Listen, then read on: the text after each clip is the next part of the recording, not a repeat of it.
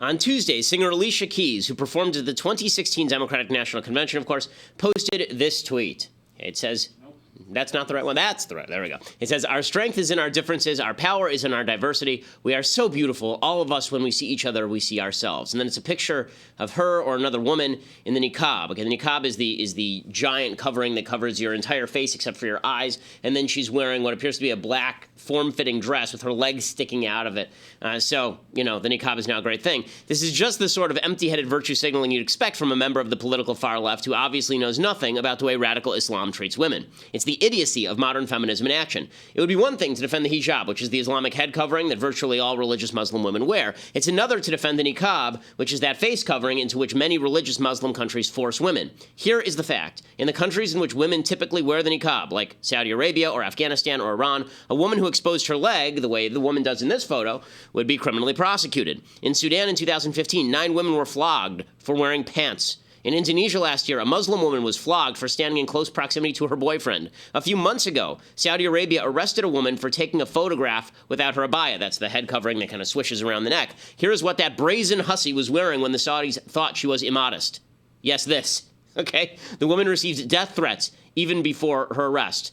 Okay, for people who can't actually see the picture and are listening to this later, she's wearing a long dress and a long black coat. Nothing is uncovered, essentially. It is easy to fetishize foreign cultures, but to glamorize a symbol of oppression for millions of women across the Muslim world, to pretend that the great threat to freedom comes from the West, which is willing to tolerate women wearing pretty much anything, rather than a radical Muslim world that uses the criminal law to penalize women who violate their standards of modesty, is asinine virtue signaling that forwards the oppression of women. So much for feminism. I'm Ben Shapiro. This is The Ben Shapiro Show.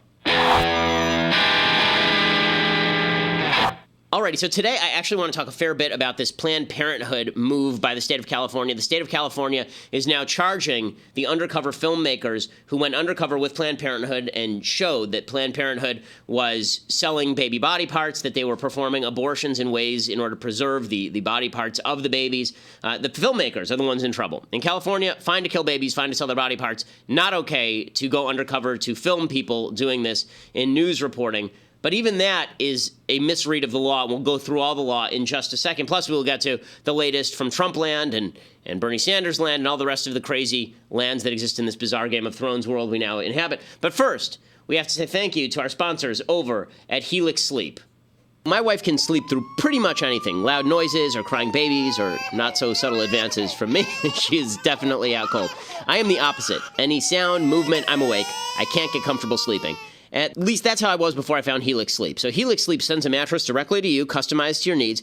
You log on to helixsleep.com/Ben. You go through their questionnaire, and it asks you the body type and your weight and what kind of mattress you like. And then they send it to you. You take it right out of the box. It inflates for you. The only thing Helix Sleep cannot stop is my kids waking me up in the middle of the night. I cannot send them back to Helix Sleep. But if I don't like the mattress, I can send it back to Helix Sleep free of charge for 100 nights. It's a fantastic product. helixsleep.com/Ben. That's helixsleep.com/Ben.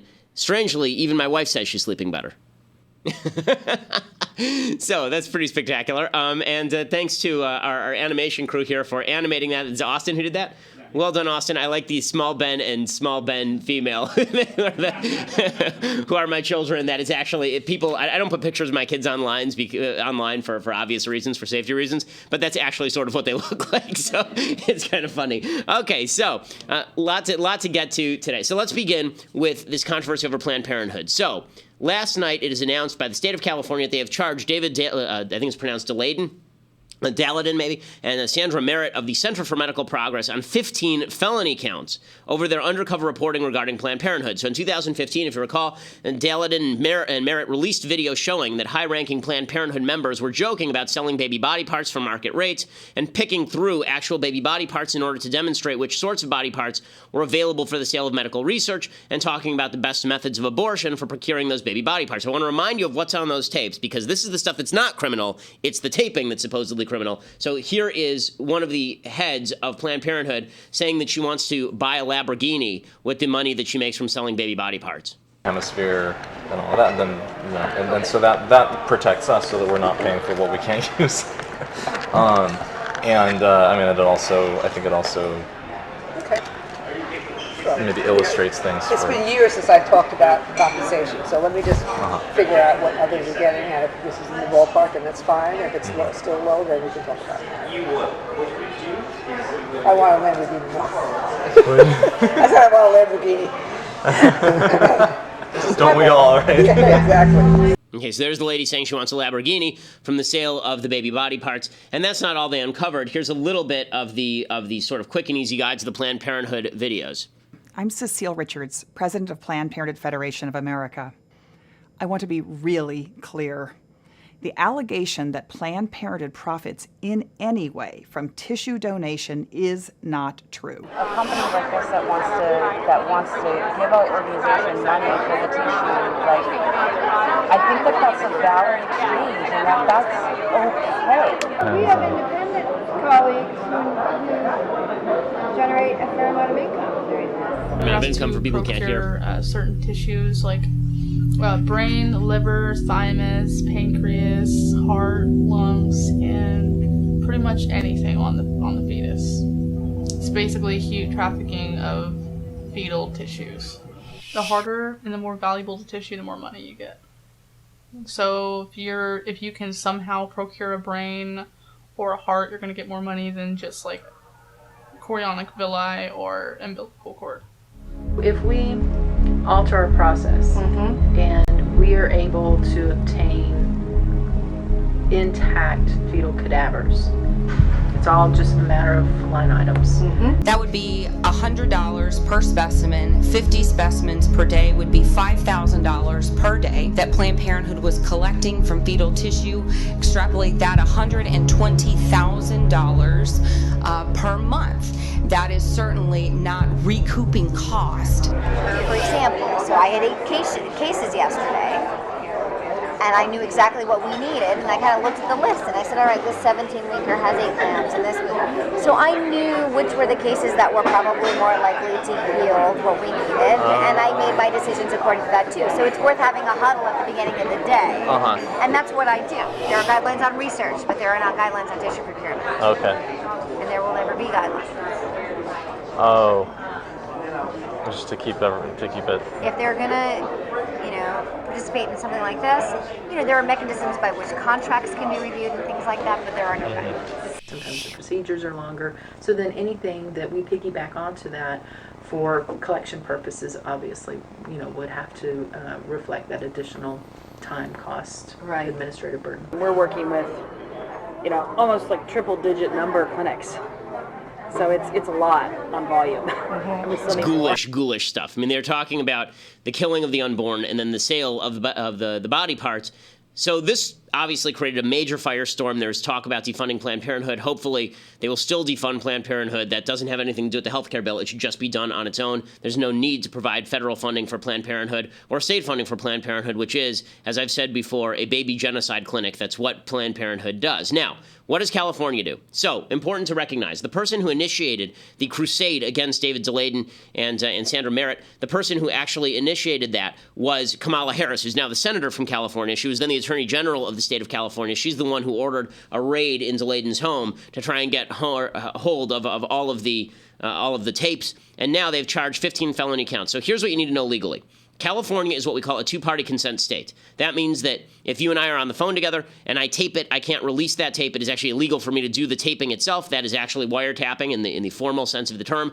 I can't do that without your permission. However, if you and I are in a public place and there is no reasonable expectation of privacy, that's the way the law is written. If there's no reasonable expectation of privacy, then me taping you is not a problem. So if we're at Disneyland, we're talking out loud about baby tissue, then there is no reasonable expectation of privacy. But it actually goes even further than that. So 14 of the 15 charges come from the California Penal Code, Section 632A. That states in relevant part, quote, every person who intentionally and without the consent of all parties to a confidential communication by means of any electronic amplifying or recording device eavesdrops shall be punished by a fine not exceeding $2,500 or imprisonment in the county jail not exceeding 1 year or in the state prison or by both that fine and imprisonment.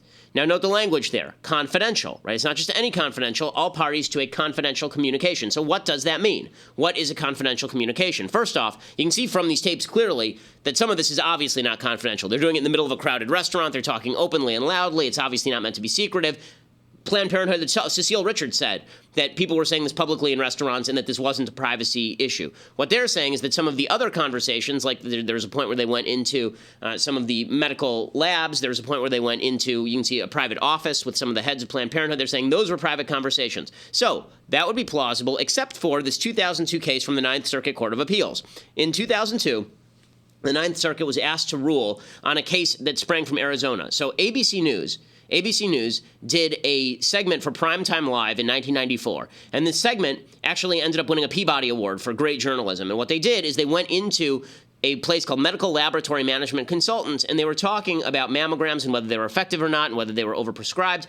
They went in undercover. And here's what the courts found. This is a direct quote. Devaraj is the person who was the representative for Medical Laboratory Management Consultants. They said, Devaraj's willingness to invite these strangers into the administrative offices for a meeting and then on a tour of the premises indicated that Devaraj should not have an objectively reasonable expectation of solitude or seclusion in the parts of medical lab that he showed the ABC representatives. And then the court also found no reasonable expectation of privacy regarding the conversations between the ABC undercover reporters and the medical technicians. This is a direct quote from the Ninth Circuit Court of Appeals, the most liberal court in the country. Devaraj did not reveal any information about his personal life or affairs, but only generally discussed medical labs' business operations, the pap smear testing industry, is about pap smears, not mammograms, and Gordon's supposed plans to open her own laboratory. So the ABC pretended to be something they weren't, which is exactly what this case was. And then they went and talked with people in a private setting, which is exactly what this case was, and the court found no problem. In fact, the Ninth Circuit said Arizona law is not like California law. Maybe it would be different if this were in California, but then they add this, quote, the expectation of limited privacy in a communication, namely the expectation that a communication shared with or possibly overheard by a limited group of persons will nonetheless remain relatively private and secluded from the public at large, is reasonable only to the extent the communication conveys information private and personal to the declarant, meaning that if none of the Planned Parenthood members are talking about the stuff they do in their personal life specifically, there's no problem here. That's the Ninth Circuit Court of Appeals. This case is directly on point. This is what we call good precedent from the Ninth Circuit Court of Appeals. So here's the question. Where are the media today? The media, the people who we've been hearing for months and months and months. Tyrannical Donald Trump. Tyrannical, he's going to destroy everything. Tyrannical, awful, evil Donald Trump. He is going to crack down on press freedoms, and he's going to ensure that no one is free. He's going to throw people in jail.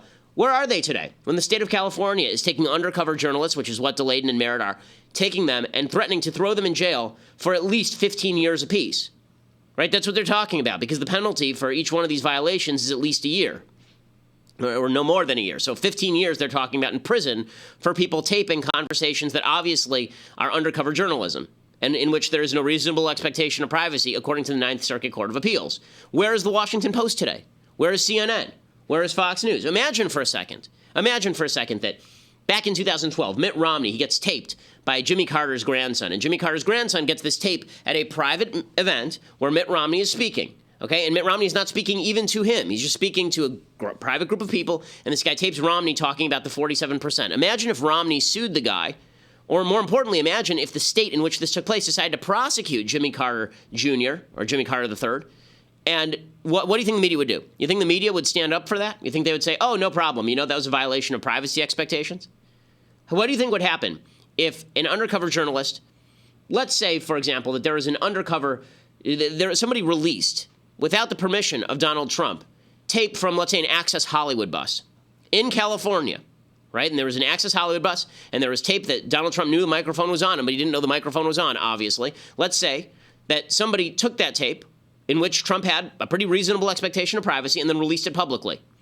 And the state of California decided to go after and prosecute the people over at NBC, or wherever this was taking place. I think it was NBC. Imagine that happened. Do you think that the press would stand up for the person who leaked all of this? And this is the point. When it comes to principle, the left is completely missing it. It doesn't exist. If David DeLayden had been a member of Planned Parenthood and they went into an undercover investigation of people targeting Planned Parenthood, if they had done an undercover investigation of Live Action, Lila Rose's organization, and found some sort of corruption or something damning, and then they'd release that publicly, do you think the media would be okay with the prosecution of the people who actually did that work? Of course not. And this just demonstrates that when it comes to principle, people are almost always willing to put their own political preferences above the importance of principle, and this is just another case of that. This is just another case of that, and it really is quite horrifying. If you are in favor of press freedom, there is no way in hell you should be standing still for any of this. And where's Brian Stelter at CNN? Where are those wonders of freedom over at the ACLU? Where are all of the people on the left on this?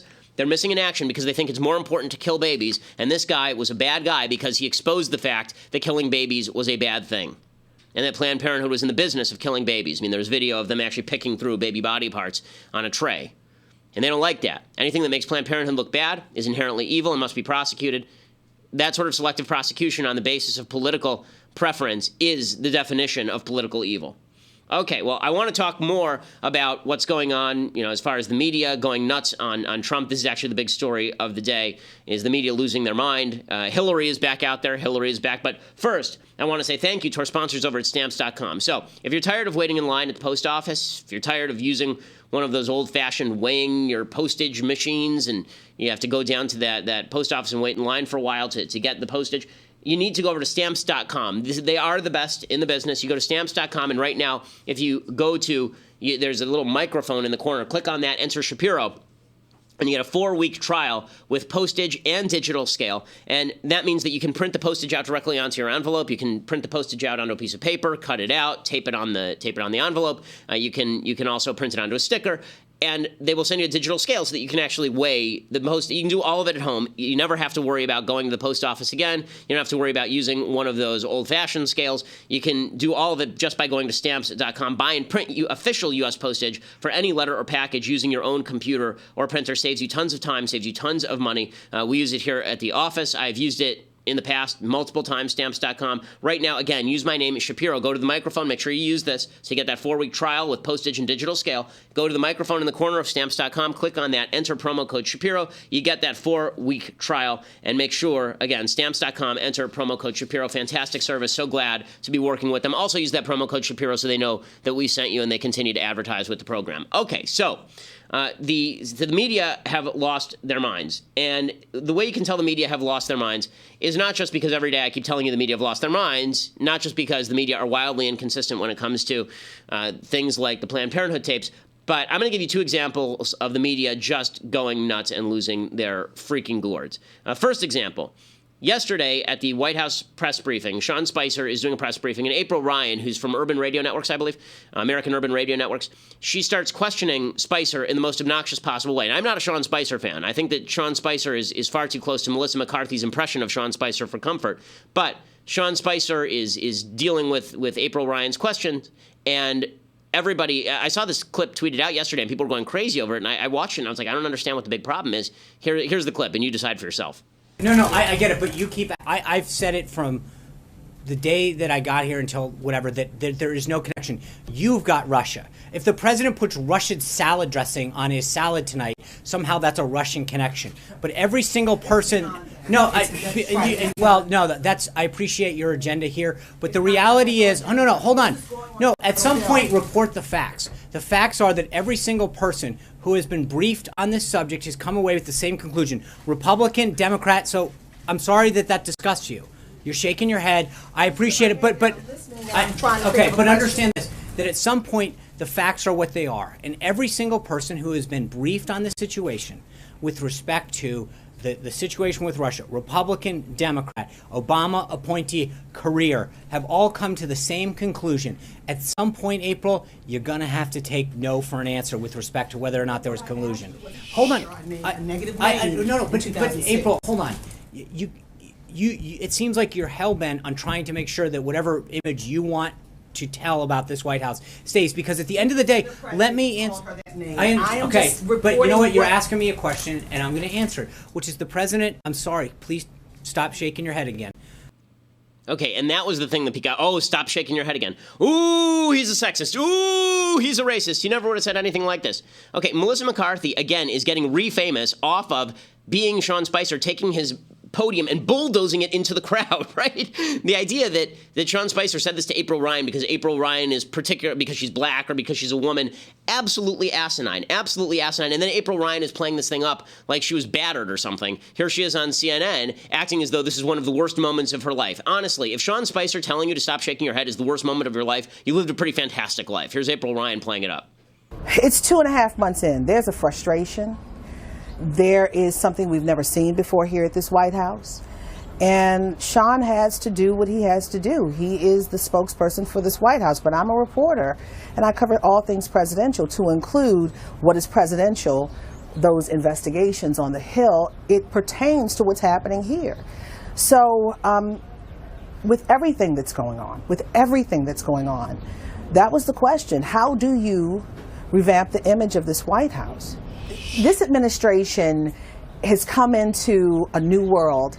Donald Trump is this mogul, this real estate mogul. He's a businessman, but he is now president, a president who's never had governance, and he's finding his way. And he's finding his way in ways that are hurtful to him and hopefully not hurtful to the country. Okay, so she's playing this whole thing up, and everybody on the left is playing this up this morning. Ooh, Sean Spicer was so mean to April Ryan. Now, first of all, I've defended April Ryan before. I defended April Ryan. There was that situation in the White House press briefing room during I think Trump himself was doing a press conference, and at one point he said to April Ryan, "Can you fix up a meeting between me and the Congressional Black Caucus?" And I was like, wait a second, that's not her job. That's weird. But this one is just absurd on its face. But this wasn't the only example of the media losing their mind over something that was almost meaningless, or at least was wildly overblown, would be more accurate. But to hear about that, you're going to have to go to dailywire.com and become a subscriber. $8 a month gets you a subscription to dailywire.com. Or if you want to become an annual subscriber, then right now go get that annual subscription and you get a free signed copy of the masterwork that is Reasons to Vote Democrat, a comprehensive guide from Michael J. Knowles. Sure, the book is blank, but it is, as I say, completely thorough. You should get it, and then you should give it to a Democratic friend who will then become a Democratic enemy you can't stand to see at family dinners, which is great, because then you don't have to invite them anymore. More food for you. DailyWire.com is where you go to become an annual subscriber or a regular subscriber, or if you just want to watch or if you just want to listen to the show later, you can go to iTunes or SoundCloud or YouTube, and you can go give it a listen a little bit later. If you go to iTunes, please leave us a review. We always appreciate it. We are the largest conservative podcast in the nation.